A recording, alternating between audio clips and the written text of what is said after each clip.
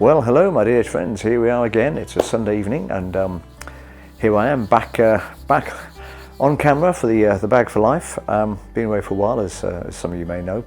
There's been a reason for that really. That's because since I got told back in October last year that post-successful surgery and chemo, it looked as if the cancer had finally been beaten, which is an absolutely miraculous, wonderful thing to hear.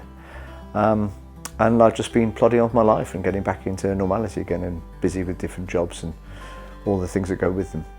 However, unfortunately, everything changed just over a week ago when I was given a phone call from my wonderful oncologist, Dr. Peter Carrero, who rang me to tell me that following results of those tests, just been brought to his attention that unfortunately the cancer had now returned. And he rang me himself to tell me, which is wonderful because, in fairness to him, he just started paternity leave. So, what dedication and what professionalism, what a hero. However, when he told me, I have to say it was a major blow. I was kind of split 50-50. I knew there was a chance, but because I've been so fit and well and training so hard and training in karate regularly and never feeling better really at the age of 60, better than I was at 30, that I thought everything was good. But it transpires it isn't. And cancer is a sneaky, nasty piece of work. You're kind of lulled into these false sense of security sometimes, but I have to tell you, it was quite an emotional ordeal to get my head around the fact that it had come back again. And one of the things which I never knew about cancer before I was in the middle of this was the fact that you just assume it's an illness, it makes you poorly, it makes you sick, it does this, it does that. Of course it does those things. But what it also doesn't prepare you for is the mental stress that having cancer also supplies.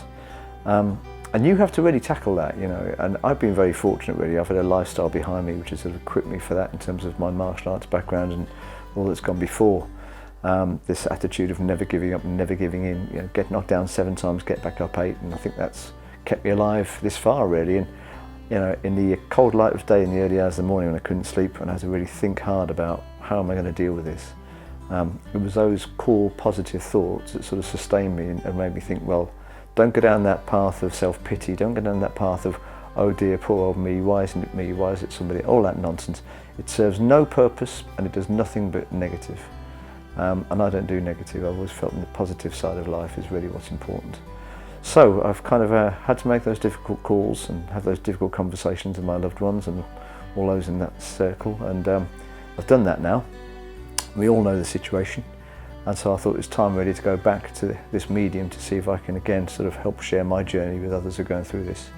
Because that's what this blog was always intended to do, was to give others going through this that support, I suppose. You are not alone, to quote Michael Jackson in the famous song, but and it's true, you're not, but sometimes it can be a lonely world, when it's you who's got the illness. I get that, and nobody can have it for you, but you've got to combat that. You've got to dig into your inner resources, and you've got to say to yourself, up with this I will not be pudding, and you've got to fight it, and you've got to take control of your own destiny as best you can.